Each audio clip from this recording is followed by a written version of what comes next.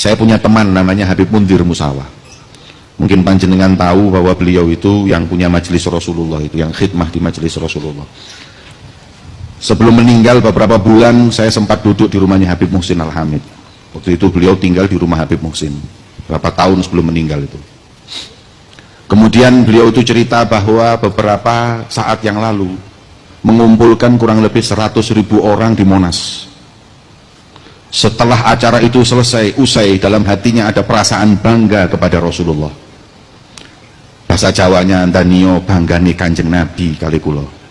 Ngumpulno umate sakmene akene demi sholawat dan mengagungkan Rasulullah. Dan alangkah bangganya Rasulullah denganku dalam hatinya. Alangkah bangganya Rasulullah, bahagianya Rasulullah denganku. Setelah itu beliau itu tidur bermimpi. Dalam mimpinya beliau berjumpa dengan Rasulullah. Wajah beliau berseri-seri karena bahagia atas perkumpulan para pencinta Nabi Muhammad mengagungkan, memuliakan Rasulullah. Akhirnya melihat wajah yang berseri-seri terus, Habib Mundir bertanya kepada Rasulullah, "Ya Rasulullah, apakah kau bahagia dengan perkumpulanku tadi malam?" Maka beliau, Rasulullah menjawab, "Aku bahagia."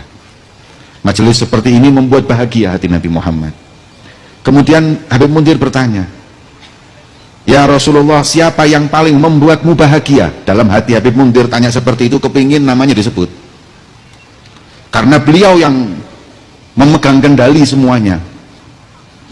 Kemudian kata Rasulullah, "Wahai Mundir, sampaikan salamku dan sampaikan kebahagiaan hatiku kepada mereka yang dari beberapa hari lalu masang umbul-umbul dan karpet. Mereka tidak disebut, tidak diagungkan, tapi mereka lebih capek dari yang di panggung, lebih capek dari yang ceramah. Orang tidak akan melihatnya, bahkan mungkin memandang dengan sebelah mata, tapi Nabi Muhammad melihatnya. Orang tidak akan membanggakannya, tapi Rasulullah bangga kepadanya. Orang tidak akan mengagungkannya, tapi Nabi Muhammad mengagungkannya, bahkan menyebut nama mereka.